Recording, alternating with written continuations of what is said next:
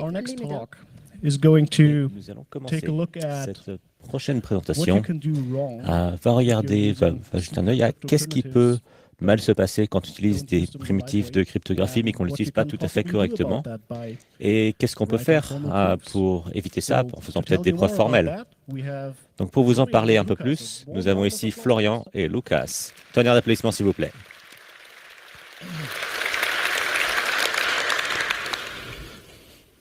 So, good morning and thank Bonjour. you for waking up. Merci de vous être réveillés.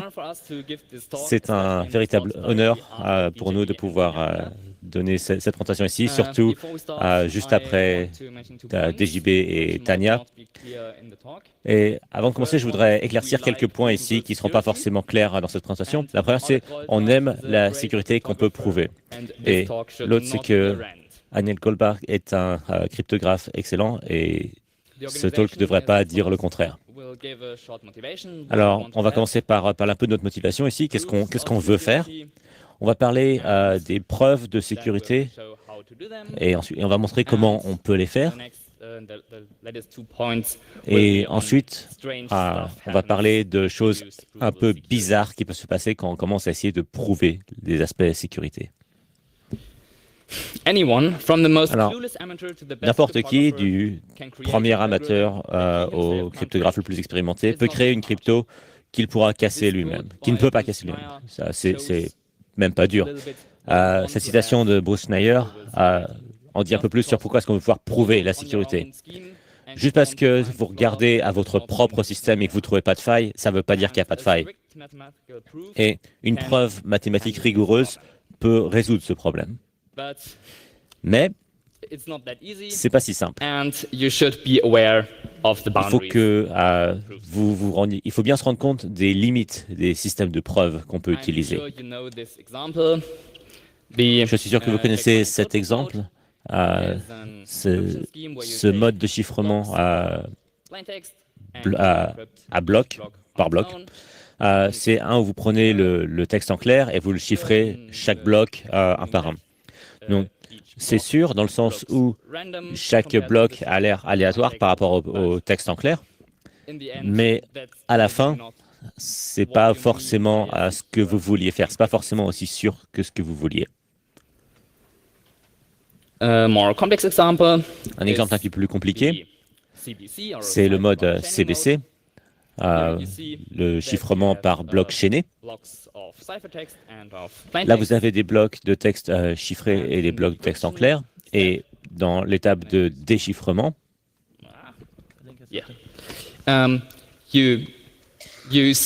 prenez le texte chiffré d'un bloc et vous faites un ou exclusif, un XOR, avec le bloc chiffré suivant. Et ça vous permet d'avoir le texte en clair. Texte déchiffré, pardon. Et pour des explications un peu plus compliquées là-dessus, je vous invite à regarder la présentation par Hanno du jour 1 sur TLS 1.3.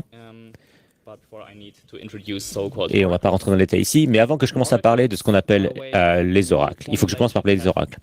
Les oracles sont des façons d'avoir un des participants du protocole qui prend une entrée qui est vérifiable et qui vous donne une sortie qui est vérifiable aussi. Ça, c'est typiquement fait pour faire des opérations qu'un des communicants ne peut pas forcément faire lui-même. Et si on introduit un oracle qui est un oracle de padding à ce mode CBC, qui lui prend un texte chiffré et qui vous répond si le padding au début, les espaces qui ont été ajoutés au début ou à la fin sur le texte en clair est suffisant. C'est-à-dire, est-ce que ça suffit par un bit, un octet à 1 ou 2 octets à 2 ou 3 octets à 3 par exemple. Juste avoir cette information, c'est suffisant pour déchiffrer l'intégralité du texte. Parce que ça permet de tester un octet après l'autre. Et ça permet de remonter toute la chaîne et récupérer tout le texte en clair. Donc, pour comprendre la sécurité d'un système, il faut comprendre quel est le problème qu'on essaie de résoudre et qu'est-ce que c'est la définition de la sécurité qu'on veut avoir. Après, on peut faire cette analyse et prouver que le système est sûr. Malheureusement, on ne peut pas le prouver sans avoir des suppositions initiales. Par exemple, on peut avoir le problème P et NP. Si vous arrivez à résoudre ce problème, vous pouvez sûrement devenir très riche. Et si vous avez un texte chiffré par une méthode de chiffrement quelconque et que vous avez une preuve qui dit que ça c'est un chiffrement qui est sûr, si c'est-à-dire que quand quelque chose est chiffré, on ne peut pas savoir que ça a chiffré par exemple le 0. Si vous prouvez ça sans aucune supposition, là vous aurez réussi à prouver la sécurité d'un problème qui est NP. C'est-à-dire que si vous avez la clé secrète, c'est facile, vous pouvez juste déchiffrer, vous savez si c'est un 0 qui a été chiffré ou pas. Mais c'est difficile, très difficile de le faire sans la clé secrète. Et ça, c'est fait dans un monde où P et NP sont différents. Si vous arrivez à prouver que P et NP sont différents, ça vous rendra très riche. Mais vous ne pouvez pas forcément faire cette preuve d'un point de vue sécurité. Parce que déjà, on n'a pas cette preuve ici. Donc, pour ça, il faut qu'on fasse quelques suppositions. Et Florian va maintenant vous parler de quelques-unes de ces suppositions. Bonjour tout le monde.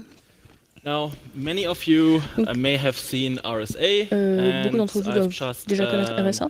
written down a short version of it on the slides. En voici une version Check here. simple, raccourcie. It's quite commonly known that you have two very big primes P and Q. Donc, You multiply them c'est and assez get a connu qu'on very big prend integer deux n. And grands you nombres also premiers, take qu'on some les exponents multiplie, that ce qui we donne will just n. set to 3 in this example.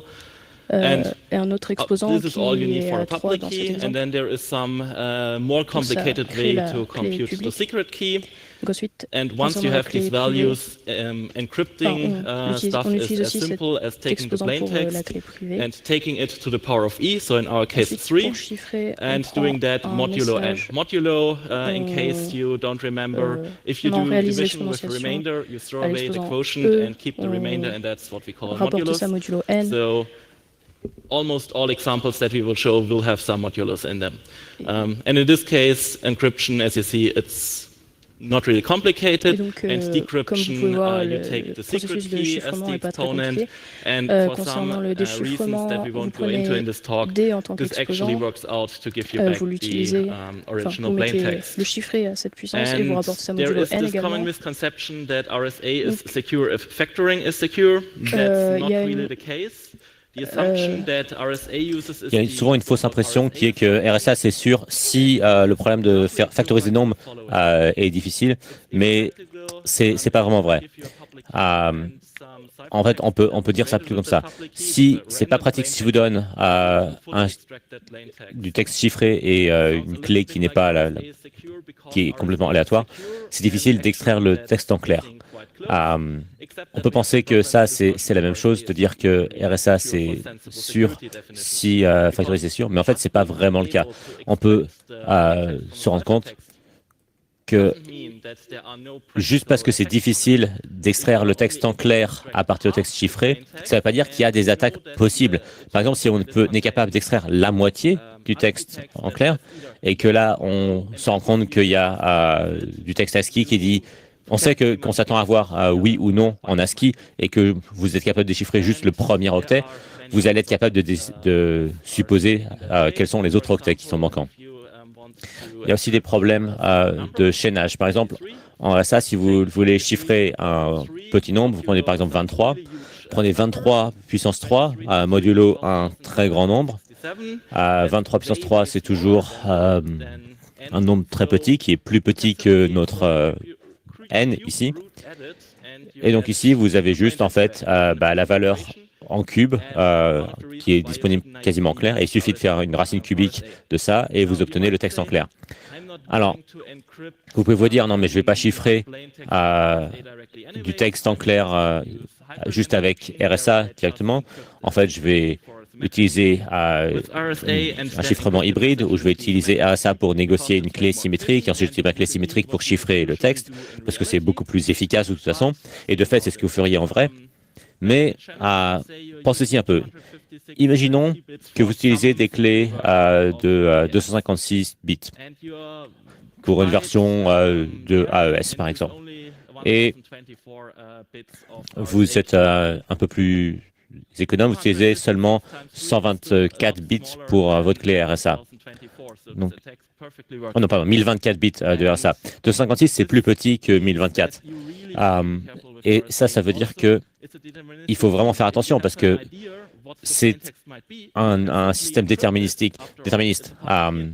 Si on connaît une clé publique, vous pouvez juste chiffrer quelque chose avec cette clé publique et voir si le résultat correspond à la sortie. Donc, la conclusion ici qu'il faut retenir, c'est utiliser RSA, c'est pas facile de faire ça de façon sécurisée. Il y a des versions de RSA qui existent, qui sont plus compliquées et qui ont plus de propriétés de sécurité. Mais par exemple, même pour aucune d'entre elles, on dit souvent que si on chiffre, que signer, c'est la même chose que chiffrer avec la clé privée. C'est une simplification qu'on entend souvent et c'est pas vrai. Pour autant que je sache, ce n'est jamais vrai pour aucune version de RSA ou de quelque chose qui s'apparente à RSA.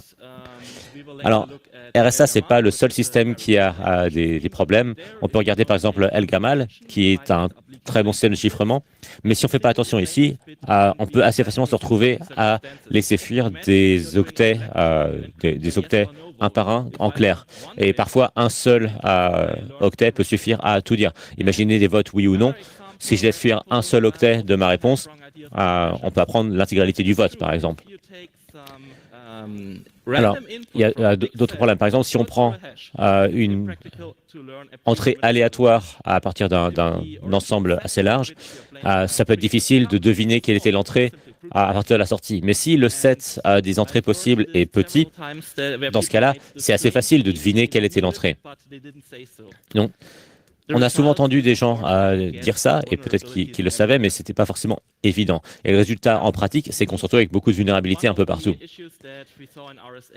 Alors, un des problèmes qu'on a pu voir dans RSA, c'est que il faut, pour prouver la sécurité de RSA, il faut d'abord une définition de qu'est-ce que ça veut dire la sécurité d'un système. Donc, il y a une notion assez vieille qui n'est pas forcément idéale, mais qui peut marcher comme début en tout cas. C'est ce qu'on appelle la sécurité sémantique. Ce que vous voyez ici, c'est une définition qui est dans le sens où c'est écrit en langage de tous les jours au lieu d'une formule mathématique compliquée, mais ça permet de donner une idée assez simple de ce que c'est. Si vous donnez une clé publique et un texte chiffré, vous ne devriez pas être capable d'apprendre quoi que ce soit sur le texte chiffré, sauf sa longueur. Si cette propriété est vraie pour un système de chiffrement, on considère que ce système est sécurisé dans le sens où il fournit la sécurité sémantique. Le problème, c'est que déjà, ce n'est pas forcément facile de prouver ça pour des systèmes si on n'utilise pas de supposition. Et il y a une autre propriété qu'on appelle la propriété... ANCPA. Alors, bon, voici une version un peu plus complexe de ça.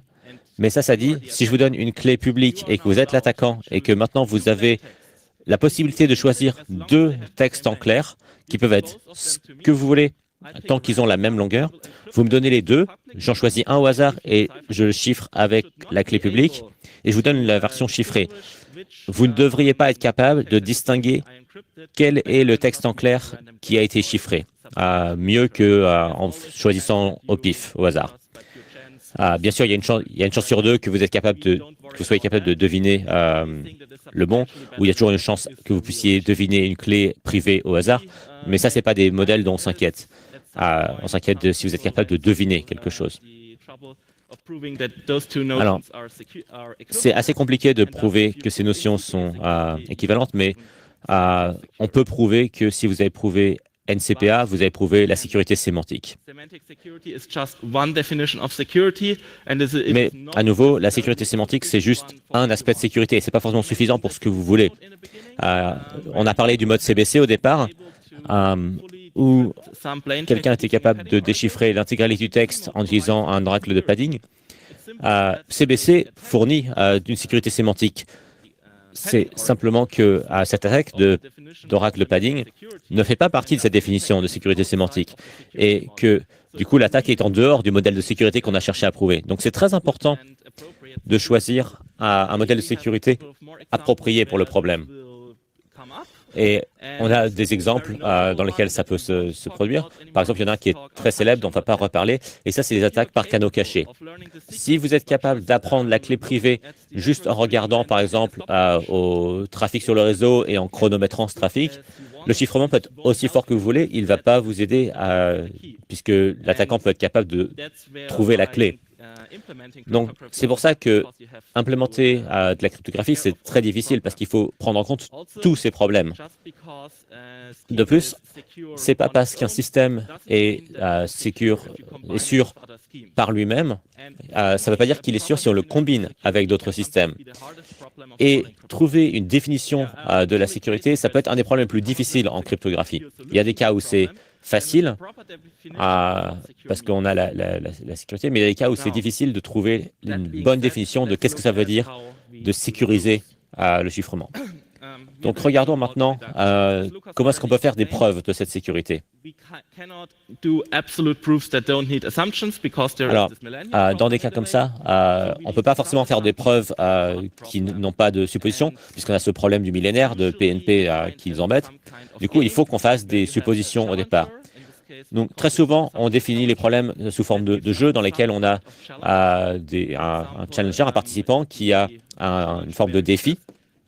Pendant le présentateur nous donne un défi. Le défi va être, voilà une clé publique et un texte chiffré, donnez-moi le texte en clair. Et ensuite, on a une sorte de traducteur entre les deux. Et enfin, on a notre attaquant qui cherche à compromettre le système et nous, on veut prouver que le système est sûr. Donc, par exemple, si on veut parler de la sécurité NCPA d'un système de chiffrement, là, on va nous donner une forme de clé publique et il y a une forme de jeu de sécurité. Et maintenant, l'interprète, au milieu, le traducteur, doit être capable de traduire ce challenge qui a été donné par la personne qui a défini le challenge, de façon à ce que l'attaquant, sur ce système dont on veut prouver la sécurité, à ce que cet attaquant puisse attaquer ce système.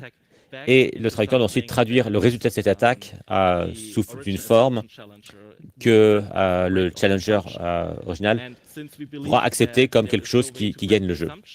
Et puisqu'on croit, nous, qu'il n'y a pas de façon possible de casser la sécurité et donc de réussir ce défi, ou en tout cas que c'est pas faisable,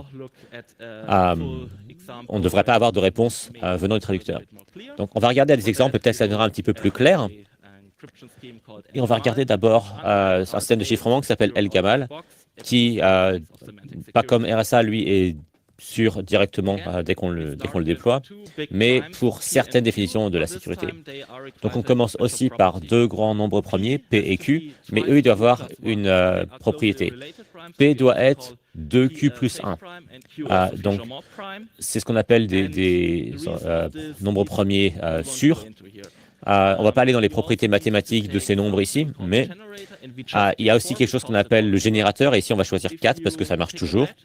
Si vous choisissez un meilleur générateur, ça peut être un cas, comme j'ai mentionné au début, où vous vous retrouvez avec des bits en clair qui sont divulgués.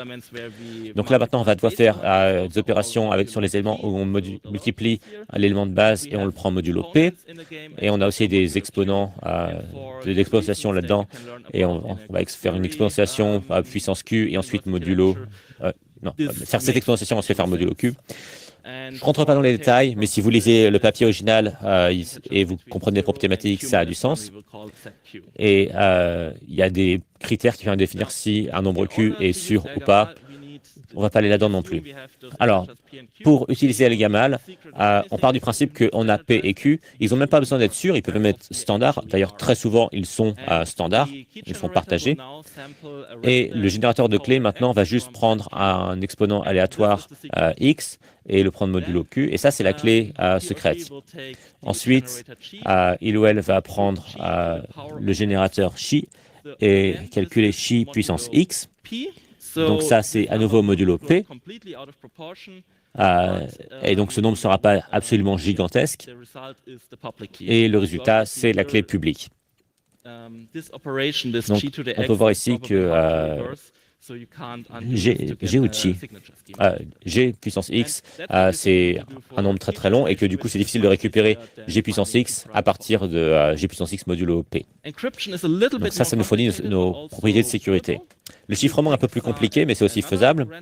On choisit un autre nombre aléatoire R, un entier.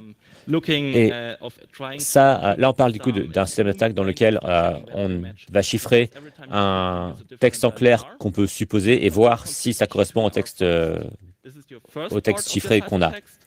Donc, on calcule, on prend la clé publique G puissance x et on calcule ça puissance R. Et à cause de la façon dont marchent les exponentiations, G puissance x puissance R, c'est égal à G puissance D fois R. Et du coup, on passe le module là-dessus et cette opération est stable sous modulo. Et ça nous permet de récupérer le texte chiffré. Pour déchiffrer, on prend la deuxième partie du texte chiffré qui est G puissance XR fois M. On a juste à enlever G puissance XR. Pour ça, on calcule G puissance R et on élève ça à la puissance X. À cause des lois mathématiques, G puissance R puissance X, c'est G puissance Rx. Et si on met ça puissance moins 1, ça nous donne G puissance moins Rx.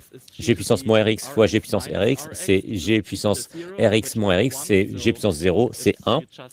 Et donc, il nous reste uniquement le texte en clair ici. Et vous avez une opération de déchiffrage. C'est tout ce qu'il y a à dire sur ce schéma, donc c'est pas si compliqué. Ensuite,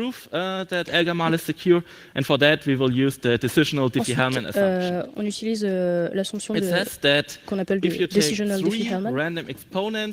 Donc, si on prend trois exposants aléatoires dans cette clé, or a triple that consists of G to the X, G to the Y, and G to the G puissance X, G puissance Y, G puissance Z. We won't argue why this is true. There is some good rationale why we might believe that, but this is an assumption, so we don't have. Alors, on ne va pas dire pourquoi c'est le cas, on va juste supposer que ce système à base de puissance est sécurisé si cette supposition est vraie. Pour ça, on va utiliser à nouveau notre système de jeu dont on a parlé tout à l'heure. Et voici le jeu complet. Alors, au début, on peut voir qu'on a notre challenger DDH qui passe ces trois nombres G puissance X, puissance Y et G puissance Z à notre traducteur. Et le traducteur va nous retourner une fonction qui permet de nous dire si Z est égal à X fois Y. À droite, on a donc le jeu traduit. Pardon, donc on prend G puissance X qu'on donne à notre attaquant sur El Gamal. Notre attaquant va ensuite donner deux textes en clair possibles, M0 et M1. Le traducteur choisit un de ces textes au hasard. Donc il détermine un bit aléatoire et il choisit par exemple MD, et il chiffre ce texte. Il prend ensuite la deuxième partie du triple qui a été passé au début, donc G puissance Y, et utilise ça à la place de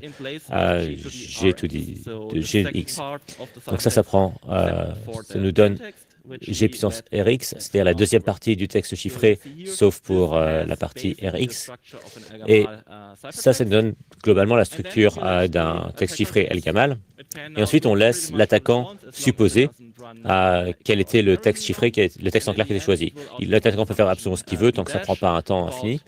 Et à la fin, l'attaquant va nous donner une supposition sur quel était le texte chiffré, quel était le texte en clair qui était chiffré. Et le traducteur peut ensuite retourner un résultat au challenger qui dit si l'attaquant a bien choisi ou non. Alors, c'est peut-être pas évident maintenant pourquoi est-ce que ça c'est une preuve, mais on peut regarder quelques cas. Disons que l'attaquant a réussi à environ 0,5 plus epsilon, probabilité de 0,5 plus epsilon. Donc un peu mieux qu'une chance sur deux. Ça nous apprend que ici, il y a ce qu'on appelle un avantage de l'adversaire, epsilon, et on va supposer ici qu'il est positif. Alors, si x fois y c'est égal à z dans plus de 50% du temps, alors ça c'est une simulation parfaite du jeu NCPA, puisque la clé publique g puissance x est complètement aléatoire, donc parfaitement impossible à distinguer de quelque chose de complètement aléatoire. G puissance y, pareil.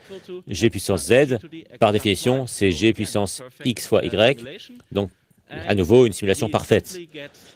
Et on a juste à prendre, on reçoit juste la probabilité de succès de l'attaquant. Dans ce cas ici, c'est pas un problème. Autrement, dans le cas contraire, g puissance z, il n'y a pas de corrélation avec g puissance x et g puissance y, et donc ce texte chiffré n'aura pas de corrélation avec l'un ou l'autre des textes en clair avec une probabilité forte. Donc, il est uniquement possible d'avoir une chance de succès de 0,5 pour l'attaquant.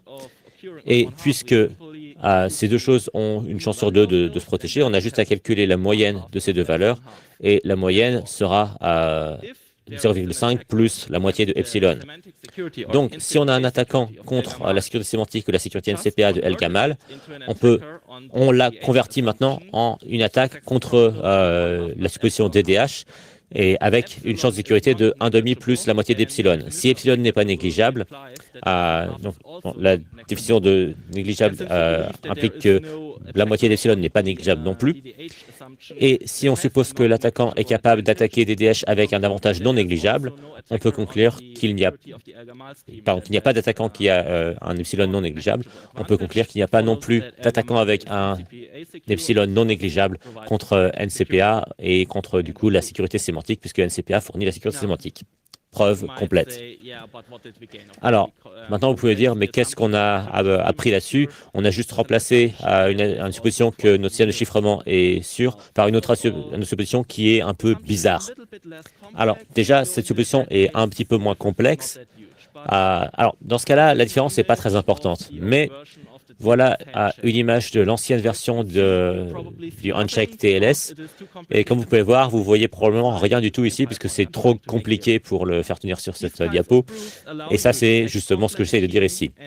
Ça vous permet, cette propriété, de transformer un système compliqué en un système plus petit, plus simple et mieux compris, avec des suppositions mieux comprises. Et on peut partager ces suppositions. Il y a beaucoup de systèmes de chiffrement qui peuvent être simplifiés avec la supposition DDH. Et de cette façon, n'importe qui veut essayer de casser ce système peut simplement essayer de casser la supposition DDH, et du coup, tous ces systèmes sont cassés, ou alors aucun autre ne l'est. Ça nous permet de concentrer un peu cette résistance. Si vous avez vu la présentation hier sur le chiffrement post-quantique, Tania et DJB ont dit qu'un des problèmes avec les systèmes post-quantiques de chiffrement, c'est que c'était impossible de tous les vérifier, puisqu'il y en avait trop.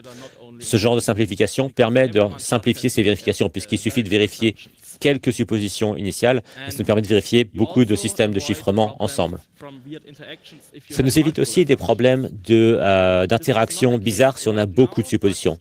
Dans cet exemple, ce n'était pas le cas, mais dans le monde réel, on utilise plusieurs primitives. Et même si ces primitives sont sécurisées qu'on les utilise par elles-mêmes, si on les utilise combinées avec d'autres, ce n'est pas forcément le cas. Et du coup, pour prouver que mon système est sécurisé, il faut que je puisse prouver que les autres sont sécurisés et que leur combinaison est aussi sécurisée, que le fait de les combiner n'a pas introduit de problème. Ça a aussi énormément de valeur quand on analyse les systèmes. Alors, on va revenir à nos problèmes de sécurité ici. Alors, ce que vous avez vu ici, c'était ce qu'on appelle des preuves basées sur le jeu. Vous avez vu le jeu, donc c'est pour ça que ça s'appelle comme ça. Et ce genre de preuve est généralement plus facile à faire que les alternatives. Alors, il y a des exceptions. Et bien souvent, ces preuves sont moins intuitives. Ce qu'elles impliquent est moins intuitif. Par exemple, je vais donner les exemples de NCPA et de la sécurité sémantique. On a souvent on pensait que la sécurité sémantique c'était plutôt simple à comprendre et que la NCPA c'était très technique. Et bien souvent, ces preuves sur le jeu sont très techniques et c'est assez difficile de comprendre qu'est-ce qu'elles veulent dire précisément. De plus, plus les protocoles deviennent compliqués, par exemple, si vous voulez définir un système pour voter qui est cryptographiquement sûr, ces genres de preuves ne deviennent pas forcément, ne marchent pas forcément à cette échelle. Dans ce cas-là, il faut parfois utiliser des preuves, un autre système qu'on appelle des preuves basées sur la simulation. Pour ce type de preuves, on imagine une réalité dans laquelle on a quelqu'un qui est parfaitement sûr et on détermine qu'est-ce qu'on veut que chaque partie de la communication puisse savoir et on détermine l'idée que tout le monde a des communications parfaitement sûres entre les parties. Et là, on peut prouver que notre protocole, c'est ce système complètement idéal. Ce genre de preuve a souvent des définitions un peu plus intuitives, mais c'est plus facile de comprendre ce qu'elles veulent dire, mais elles sont plus difficiles à exécuter. C'est plus dur de produire ces preuves, même si on les comprend plus facilement à la fin. De plus, étant donné que les systèmes qu'on va essayer de prouver avec des approches à base de simulation sont souvent plus compliqués, on va parfois se retrouver avec des artefacts de preuve, comme on dit. C'est-à-dire qu'on va avoir des choses dans la simulation, des choses qu'on va remarquer sur notre système qui n'ont pas forcément d'impact utile. Par exemple, on va se rendre compte qu'on va avoir, quelque part, on va générer un texte chiffré pour une clé publique, mais la clé privée n'a jamais été obtenue par personne. Ça peut sembler bizarre. Et parfois, ça a réellement une utilité. C'est pas parce que quelque chose a l'air bizarre que c'est pas nécessaire, mais parfois ça l'est. Et ça, du coup, ça peut être un des problèmes qu'on rencontre quand on fait des preuves basées sur la simulation. Alors, au début, j'ai mentionné RSA et j'ai dit qu'il y avait des versions de RSA qui étaient plus sûres. Et c'est vrai, mais pour qu'elle marche, il faut quelque chose un peu plus compliqué. Et pour ça, il faut une autre chose qui a besoin d'être sécurisée, c'est nos fonctions de hachage. Les fonctions de hachage, c'est des fonctions, on peut leur donner une chaîne d'une longueur arbitraire et on peut obtenir un ensemble de bits qui a l'air aléatoire, de taille fixe, qui est dépendant des octets qui ont été donnés en entrée. Alors, je dis que ça a l'air aléatoire parce que la définition exacte et formelle de comment doit marcher une fonction de hachage cryptographique, c'est extrêmement compliqué, vous pouvez m'en parler après. Et c'est très, très facile de se rater en essayant de créer des fonctions de hachage, et en particulier parce qu'elles ont l'air si faciles à créer. Mais ce qui est important ici, c'est que la façon d'utiliser ces fonctions de hachage a beaucoup d'influence sur comment marchent ces variantes de RSA. Et ça, c'est parce que les preuves de la sécurité de RSA ne sont pas faciles à comprendre du tout. Si on veut modéliser une fonction de hachage dans nos preuves et qu'on veut se débarrasser de toutes ces propriétés étranges des fonctions de hachage, on utilise quelque chose qu'on appelle un oracle aléatoire, qui en fait est ici ce nain qu'on peut voir. Ce nain habite dans une boîte et il a un dé et un livre. Et si quelqu'un vient à la boîte et veut avoir un hash pour un message donné, le nain regarde dans son livre et il regarde s'il a déjà répondu à cette question. Si oui, il répond de la même façon que la dernière fois. Sinon, il lance le dé et ça lui donne une nouvelle valeur aléatoire qui est maintenant le hash de ce message. Malheureusement, personne n'a jamais réussi à trouver une boîte comme ça avec un nain comme ça. Et ce serait assez difficile à faire puisque à chaque fois que vous calculeriez un hash, il faudrait aller voir ce nain et lui demander le hash. Mais le plus gros problème, c'est que c'est même pas une abstraction valide, ça. Et je vais vous montrer pourquoi c'est un problème. Imaginons qu'on a un système de chiffrement sécurisé. Et disons que h, c'est une fonction de h ou un oracle aléatoire, l'un ou l'autre. Alors, on peut simplement réutiliser notre algorithme de génération qui nous donne une paire de clés pour notre système de chiffrement. Et on peut réutiliser partiellement notre algorithme de chiffrement et on le modifie de telle façon. On vérifie, est-ce que le message est du code valide? Donc, on ne parle pas ici d'attaque d'exécution de code, hein, mais on regarde juste, est-ce que le message ici, c'est du code valide? Si oui, on prend ce code cette entrée qu'on appelle X, on essaie d'évaluer si c'est du code valide. Si le résultat du code est différent de ce que H nous dit, alors on utilise notre système de chiffrement sécurisé. Mais si c'est la même chose, on utilise notre clé secrète comme le texte chiffré. Alors, ça peut vous sembler très, très bizarre. Et oui, je confirme, il ne faudrait pas faire ça dans un monde réel. Mais ici, ce qu'on peut voir, c'est que ce système est sécurisé si on utilise un oracle aléatoire, mais insécurisé si on utilise une instance d'une fonction de hachage. Si on utilise un oracle aléatoire, la probabilité que le nain obtienne la même sortie que le code qui a été donné, cette probabilité est négligeable parce que c'est choisi aléatoirement. Mais pour une fonction de hachage réelle, vous pouvez simplement prendre le code de fonction de hash et évidemment, ça va s'exécuter de la même façon que la fonction de hachage, puisque c'est le code de la même fonction. Et là, on obtiendra la clé secrète dans le cyphertext. Donc, l'oracle aléatoire nous permet de prouver des systèmes qui sont évidemment insécurisés. Les auteurs du premier papier qui parlait de ça ont eu des phrases assez importantes qui disaient « Il faut que ça soit clair que cette méthodologie d'oracle aléatoire n'est pas suffisante et que ce n'est pas ça qui permet d'établir la sécurité. » De plus, les auteurs ont dit ce qui s'est passé avec le modèle des oracles aléatoires, ça nous fait penser à cette histoire biblique dans laquelle on illustre le process par lequel quelque chose de bien peut devenir une sorte de fétiche et qu'est-ce qu'on doit faire dans ce cas-là. C'est pour ça que le serpent devait être détruit dans l'Éden. Mais si vous essayez de concevoir la Bible en tant que cryptographe, c'est peut-être pas vraiment ce que vous essayez de faire. Si vous essayez de citer la Bible pour parler de propriétés mathématiques, c'est peut-être pas une bonne idée. Donc bon, ce qu'on s'est dit, c'est si un des spécialistes les plus remarquables en cryptographie a essayé de limiter la confiance des gens dans l'idée de l'oracle aléatoire, même dans la communauté scientifique, on ne sait pas vraiment quoi faire de ce modèle. C'est pas énormément utilisé dans des preuves et il y a des systèmes qui ne peuvent être prouvés qu'avec ce système d'oracle aléatoire. Donc, ils ont l'air d'être sûrs, mais de toute évidence, comme vous pouvez le voir, l'oracle aléatoire permet aussi de prouver la sécurité de protocoles non sécurisés. Donc, les gens essayent de se débarrasser de ça. Et pour ça, ils ont inventé des systèmes de signature qui n'utilisent pas le modèle de l'oracle aléatoire. Mais quand on fait ça, il y a des trucs un peu bizarres qui ont commencé à se produire. Avec cette attaque de duplication de signature pendant la sélection des clés, c'est une attaque qui permet de montrer l'insécurité de ce système à base de signature. Et ça montre que la signature d'un message sous une clé publique, on peut être capable de trouver une autre paire de clés qui permettra de valider cette même signature avec cette nouvelle paire de clés pour le même message.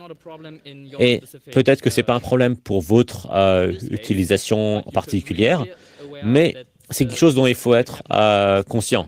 Si vous utilisez ce genre de signature, il faut être conscient de cette attaque possible. Un autre exemple, les signatures de Bonnet et Boyen, qui sont un autre système de signature. Et dans ce système, les signatures sont beaucoup plus compliquées. Dans notre système simple, on avait juste un groupe d'éléments. Dans le système plus compliqué, ici, on en a deux. Et le deuxième est assez difficile à calculer. Et la probabilité qu'un programmeur se trompe pendant l'implémentation est beaucoup plus élevée que dans le système un peu plus simple dont on parlait juste avant. Et donc la question est-ce que ça vaut le coup?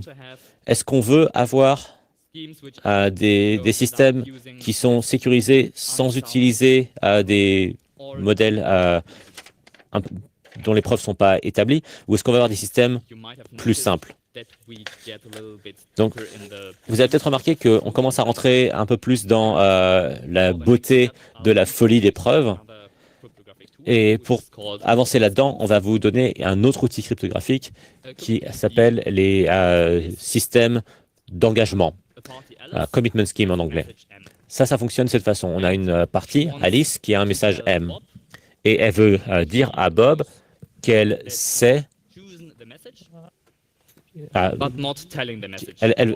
veut dire à Bob, elle veut prouver à Bob qu'elle a choisi le message M, mais ne veut pas dire le message à Bob. On peut imaginer qu'elle a par exemple un coffre, elle écrit ce message sur un bout de papier, elle le met dans le coffre, elle donne le coffre à Bob, et si on dit à Bob le code du coffre, il peut l'ouvrir et lire le message. Dans ce système, on a deux messages. Le premier, c'est l'engagement, le commitment, et on a ce message doit être un véritable engagement. Une fois que Alice a envoyé ce message, elle ne doit plus être capable de le manipuler. Et ce message doit être caché, c'est-à-dire que Bob ne doit pas être capable d'apprendre ce qu'est le message à partir du commitment. Plus tard, Alice peut ouvrir ce commitment, c'est une opération qu'on appelle la révélation, et à ce moment-là, elle peut envoyer le message M et un nombre aléatoire, et ça permet à Bob de vérifier que le commitment était bien le message. Alors, partons du principe qu'on a ce système et qu'il est sûr, et construisons un protocole un peu plus compliqué. Imaginons qu'ils veulent tous les deux savoir si le message qu'ils ont choisi et savoir s'il est plus grand que le message que l'autre a choisi. Alors, Alice s'engage sur M, envoie l'engagement à Bob. Bob s'engage sur un autre message et envoie l'engagement sur Alice, M', et on voit lequel des deux gagne le jeu du plus grand message. Mais qu'est-ce qui se passe si Alice n'interagit pas avec Bob, qui est sympa, mais à la place avec un attaquant, Mallory, qui agit comme ceci. Mallory prend le commitment, C, et le multiplie par le générateur que Alice a utilisé. Et quand Alice ouvre l'engagement, le commitment, Mallory peut simplement ouvrir ce message comme un engagement pour M plus 1. Ça, c'est pas ce qu'on veut avoir avec nos systèmes d'engagement. Donc, quand on prend des protocoles comme ça et qu'on les compose ensemble pour faire un protocole plus compliqué, ça peut amener des protocoles qui ne sont pas sécurisés. Et ce qu'on veut avoir dans une définition de sécurité, c'est que la définition de la sécurité doit pouvoir contenir toutes les propriétés imaginables et doit être sûre de façon indépendante, sans dépendre du contexte dans lequel on utilise cette primitive. Vous voyez que ça utilise ici, que par exemple, ici, utiliser des antivols pour les vélos, c'est pas composable, c'est même pas sécurisé d'ailleurs. Donc, pour faire ça, on utilise des preuves à base de simulation, une variante un peu spéciale de ça qui s'appelle les modèles de composabilité universelle. Et tout comme Florian en a parlé avant, ici on a notre primitive et on a notre protocole et on prouve que notre environnement, qui est tout ce qui n'est pas dans le protocole, tous les autres ordinateurs, tous les autres protocoles de l'Internet par exemple, que tout cet environnement est incapable de distinguer entre s'il interagit avec le monde réel ou avec notre monde idéal, simulé. Donc, alors, ce n'est pas une fonctionnalité idéale, c'est un peu mieux. Il est catholique, donc il y a un peu de controverse ici. Non, il fait confiance à Dieu, pardon. Et donc, ici, on a une tierce partie en qui on a confiance, représentée ici par Dieu, et tout simplement, on met notre confiance à Dieu, on lui donne le message, cette autorité calcule quelque chose et donne le résultat aux participants. Ça, c'est un scénario idéal. Et dans le vrai scénario, c'est nos participants qui exécutent le protocole. Mais on n'a pas juste ces participants, on a aussi un adversaire qui peut, par exemple, écouter les messages, manipuler peut-être les messages ou même interrompre un participant. Et il interagit avec l'environnement. Donc, on peut penser, par exemple, que l'environnement et l'adversaire sont la même partie, le même participant. Sont un des participants. et ils veulent savoir s'ils sont dans le scénario réel ou dans le scénario idéal. Dans le scénario idéal, on a ce qu'on appelle un simulateur, et ce simulateur essaye de convaincre l'environnement qu'il est le vrai attaquant. Mais il interagit avec la fonction idéale, qui ne va pas lui dire grand-chose sur les messages que les participants lui ont donnés. Et maintenant, on peut dire que le système est sécurisé si, pour tout adversaire, il existe un simulateur tel que tout environnement et tous les environnements sont incapables de distinguer dans quel monde ils existent, monde idéal ou monde réel. Alors, comment est-ce qu'une fonctionnalité idéale comme ça, à quoi ça ressemble? On va regarder les fonctionnalités, par exemple, pour ce commitment, cet engagement. Alice peut mettre le message à l'intérieur de notre tierce partie en qui on a confiance, et le message d'engagement est envoyé à Bob. Alice peut faire notre révélation, et ensuite Bob reçoit le message. Donc, on va essayer de prouver ce message dans ce système de compatibilité universelle. Dans l'environnement qui utilise un attaquant, ça dit, du coup, ça envoie le participant corrompu envoie le message à l'autre participant. Quand on lui dit de révéler, il révèle, et le receveur, qui n'est pas le vrai, peut répondre avec le message. Dans un scénario idéal, le simulateur est du bon côté, puisqu'il veut confirmer, il veut convaincre l'environnement que c'est le vrai scénario, et il travaille en collaboration avec la partie corrompue, avec l'attaquant. L'environnement dit aux participants d'utiliser l'engagement. Il essaye d'envoyer à la fonctionnalité idéale ici, et la fonctionnalité idéale est confuse, puisqu'il n'y a pas de définition de... on lui dit, on lui donne un engagement, mais à la place, il s'attend à avoir un message. Donc, on peut essayer d'extraire le message à partir de cet engagement, et ça, c'est ce que le simulateur devrait faire, mais ça casserait la définition de sécurité de notre système d'engagement. Donc, il ne peut pas y avoir un système à base d'engagement qui réalise cette fonctionnalité idéale. Et ça, c'est un problème, puisqu'on pense qu'il y a des systèmes d'engagement sécurisés. Donc, la solution la plus claire et la plus raisonnable, ce serait d'introduire peut-être une forme de backdoor. Je veux dire une chaîne de référence commune. Une chaîne de référence commune, c'est une valeur aléatoire choisie par une distribution donnée. Elle est choisie honnêtement, mais elle existe uniquement dans le monde réel. Donc, partons du principe que notre chaîne de référence commune ici est une clé et qu'on a un générateur tel que la clé publique est choisie aléatoirement et que personne ne connaît la clé secrète. Donc, Alice peut maintenant utiliser ce système d'engagement comme avant. Elle détermine un message 0. Elle s'engage sur ce message avec la clé publique. Elle prouve avec de la cryptographie un peu magique que le message en C1 et C2, c'est le même message. Et ensuite, elle utilise ça comme son engagement. Le simulateur, maintenant, peut simplement prendre cette chaîne de référence commune, mais il ne peut pas la prendre d'une distribution aléatoire.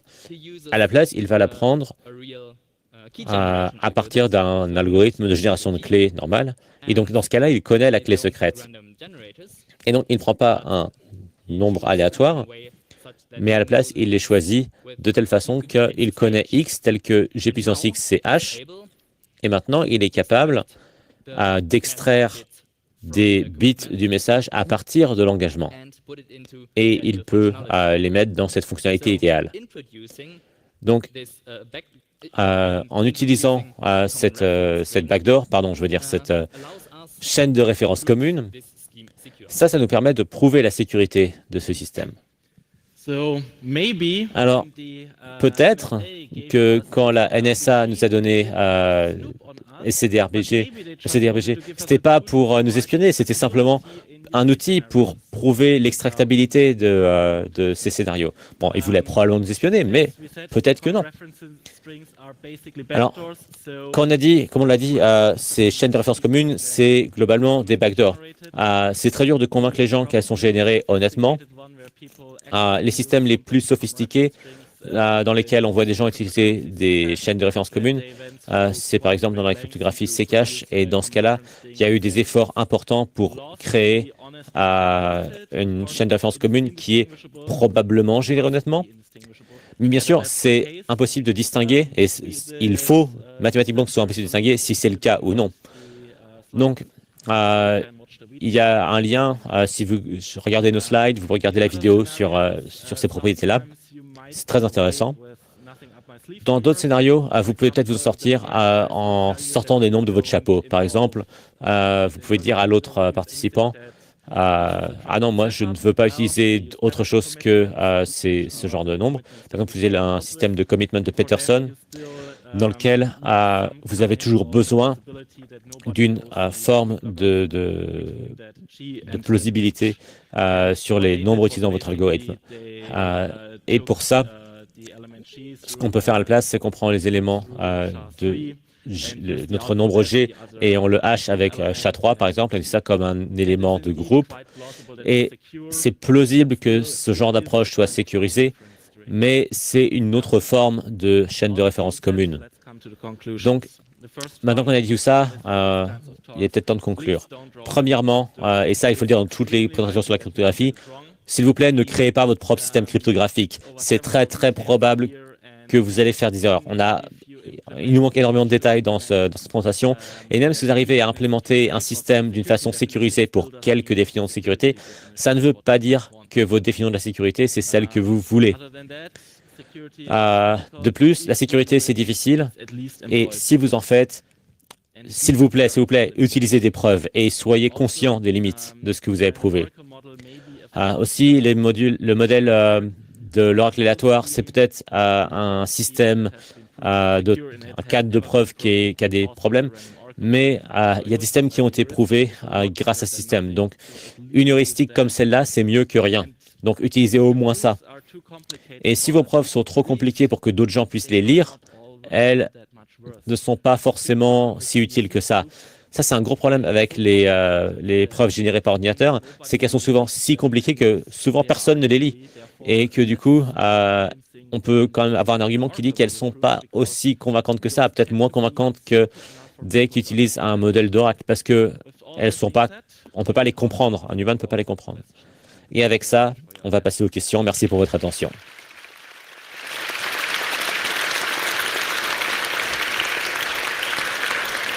Thank you very much for this most excellent talk. We have microphones. Alors, nous avons des micros dans la salle pour les questions. Et si vous écoutez la traduction en direct, vous pouvez aussi poser vos questions sur IRC Akint 35C3 Hall D. Première question de l'Internet. Alors, est-ce que vous pouvez élaborer un peu plus sur pourquoi... Pardon, je n'ai pas compris la question. La réponse. Alors, les gens passent beaucoup de temps pour regarder ce problème en particulier. Et la confiance émerge du fait qu'on a regardé énormément des systèmes de chiffrement sans trouver d'attaque. Ça augmente la probabilité que ce système soit sécurisé. Il y a aussi un autre argument qu'on peut faire, qui est ce qu'on appelle les modèles de groupe génériques. Et ça, c'est une notion formalisée d'un concept mathématique qu'on a utilisé ici. Alors, on va uniquement montrer une définition très mathématique du système L-Gamal. Mais on peut aussi regarder ce système en pensant à la théorie des groupes. Donc, ça simplifie les choses, mais ça demande un peu plus de connaissances préalables. Et ici, vous pouvez voir comment est-ce que ça correspond à ce modèle générique de groupe. Donc, en utilisant le modèle générique de groupe, on peut voir qu'il n'y a pas d'attaque qui utilise la structure même du groupe pour être prouvé. Et donc ça, c'est des attaques qui... le fait qu'il n'y ait pas d'attaque est probablement dû au fait que Diffie-Hellman est sécurisé, mais ça ne prouve pas que Diffie-Hellman est sécurisé. Par exemple, la raison pour laquelle on veut utiliser des courbes elliptiques, c'est parce qu'on pense que c'est équivalent à ces notions de groupe générique. Et si on utilise des groupes tellement gros, avec des nombres premiers dedans, c'est parce qu'il y a plus de structure dedans. Donc, c'est un bon argument, mais ce n'est pas un argument qui est parfait. Et bien sûr, si on a des ordinateurs quantiques suffisamment puissants, plus rien ne marche. Hey, thanks for the talk. Alors, merci pour cette présentation. Ma question est, est-ce que vous pensez que faire une preuve en utilisant le modèle d'Oracle, c'est plus utile, c'est utile pour pouvoir ensuite créer une preuve qui, elle, n'utiliserait pas un oracle aléatoire? Et est-ce que c'est quelque chose qui a été fait ou qui arrive? Alors, oui, souvent, vous commencez par prouver votre système en utilisant le modèle des oracles aléatoires et ensuite vous essayez d'enlever cet aspect. Mais, bon, on a vu les résultats. Très souvent, il faut changer des choses dans votre protocole pour pouvoir supprimer le modèle de l'oracle aléatoire. Et ça ajoute de la complexité. Ça construit le système d'une façon plus compliquée et ça peut introduire des propriétés un peu étranges. Does that answer your question? Yes. Then microphone 2 again, please. What's on the next slide? Qu'est-ce qu'il y a sur le prochain slide? Alors ça, c'est le slide bonus. Et on va parler des niveaux de sécurité, si vous voulez parler de ça. Je crois qu'on a encore un petit peu de temps. 4 minutes. C'est suffisant. Allez. Alors, on rencontre parfois l'idée qu'il y a des niveaux de qu'un certain niveau de sécurité peut être suffisant ou insuffisant. Et donc, c'est pas si facile de penser comme ça, parce qu'il y a des types de sécurité qui sont différents, même pour la même définition. Très souvent, le modèle de sécurité auquel les gens pensent, c'est ce qu'on appelle la sécurité computationnelle. Ça, ce que ça veut dire, globalement, c'est que si je donne à l'attaquant une certaine quantité de capacité de calcul, l'attaquant ne devrait pas être capable de brute forcer la clé et de terminer la clé par brute force. Donc c'est à partir de ça que les idées des clés de 128 bits ou de 56 bits ou 1024 bits sont déterminées. L'idée c'est, en partant d'un matériel réaliste, combien d'énergie il faudrait pour pouvoir factoriser la clé, et on part du principe que s'il faudrait suffisamment d'énergie pour faire bouillir les océans, c'est probablement pas un problème. Il y a aussi des systèmes qui fournissent une sécurité dite statistique. Et d'une certaine façon, c'est beaucoup mieux. Parce que dans ce cas-là, la question n'est pas combien de puissance de calcul l'adversaire a, mais combien de chances il a. Et si on y pense d'une autre façon, la puissance de calcul doit aussi prendre ça en compte. Si on a une chance sur 1000 de brute forcer une clé, en utilisant 2 puissance 128 opérations, il faut toujours factoriser cette chance de 1 sur 1000. Donc, la chance statistique, les paramètres de la chance statistique peuvent être beaucoup plus petits. Et si on a 40 bits de sécurité statistique, c'est pas super, mais c'est pas aussi mauvais que ce que ça peut sembler. Enfin, il y a la sécurité dite parfaite, qui est, même si l'attaquant a toutes les puissances de calcul du monde et toute la chance du monde, et l'attaquant a une chance absolument parfaite, il est toujours incapable de casser cette sécurité.